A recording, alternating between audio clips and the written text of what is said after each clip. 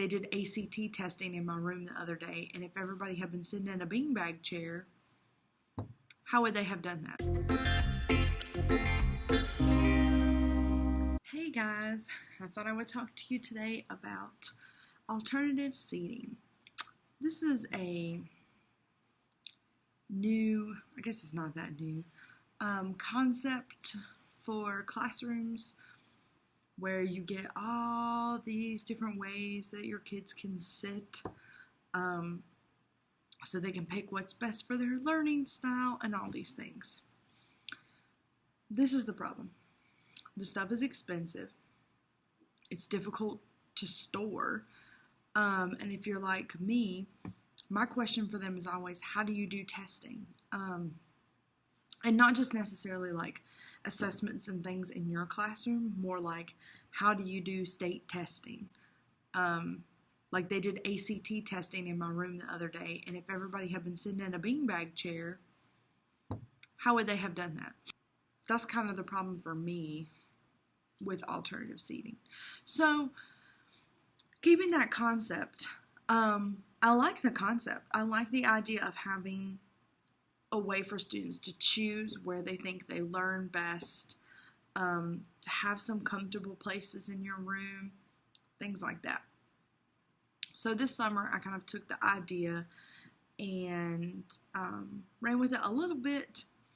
So previously, the way my room was set up was we had obviously all the student desks and then my desk.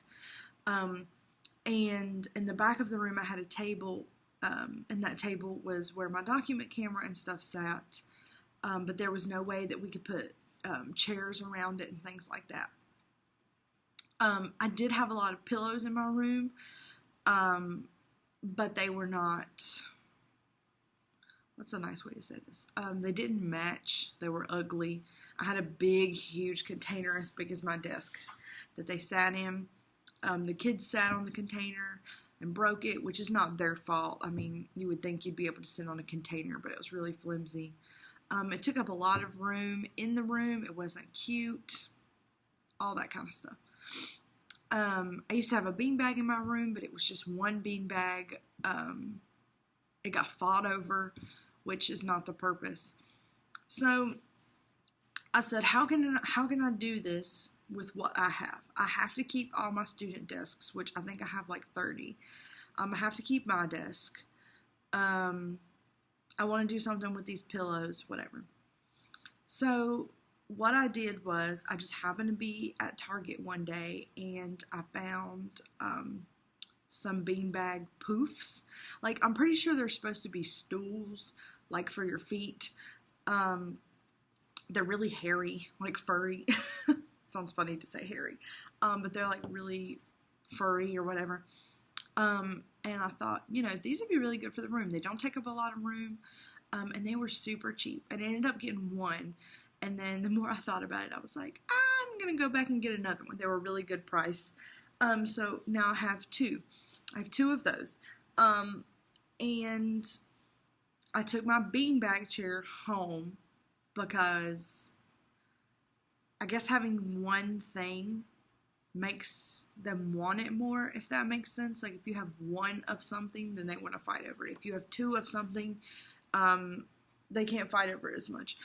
So I took my real, quote-unquote, beanbag chair home. What is my hair doing? This little poof ball. Then I had all those pillows. So first of all, this summer I took all the pillows home and washed them, let them air out, all that kind of stuff. And then I decided, okay, which ones do I want to keep and which ones do I want to get rid of? And we went to IKEA. And at IKEA, they sell pillowcase or zip up pillow covers, and you can get them in any color or design. So I got some colors that matched what I knew I was going to do with my room, which is like black, white, and gray. And I took the pillows and stuffed them in those pillow covers, and now they all match.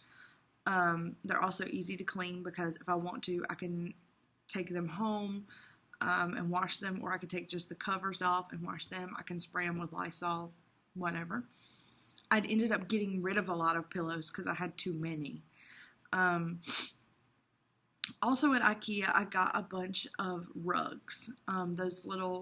They're almost like microfiber, little beady rugs. They're super soft. I got them in the colors that I knew I was going to do in my room.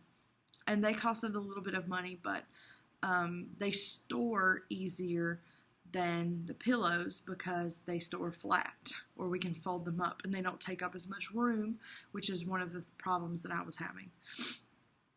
The other thing that I did was I moved the table that was kind of at the back of my room being used for my document camera up to the side of my room and put 4 chairs around it. And it doesn't seem like that's big of a deal, but that's alternative seating.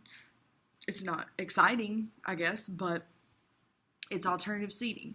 I also got a big rug to put down on the floor where the pillows and the beanbag chairs are.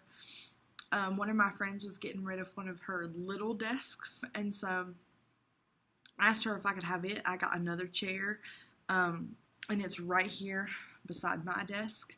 I found another kind of padded, nice chair that another teacher didn't want, and put it kind of over by my desk. And that's my alternative seating. The rest of it is done with desks. So let me explain. I have to keep all 30 desks. I have to. So my way of doing alternative seating with the desks is I make different groups. Small groups, big groups, seats where people sit by themselves, and sometimes we have a seating chart and sometimes we don't. Like right now I have really good classes, and so for the most part, like, they're kind of sitting where they want to. I know obviously that's like not a normal situation, but they're picking where they want to sit. And right now my desks are in rows because we had ACT testing in here, like I said. But I'm getting ready to make a new formation and do some kind of alternative seating with it. So I'm going to turn the computer around, and so you can see maybe my thought process of moving the desks around. And also I will then show you all the stuff in my room that I use for my cheap alternative seating.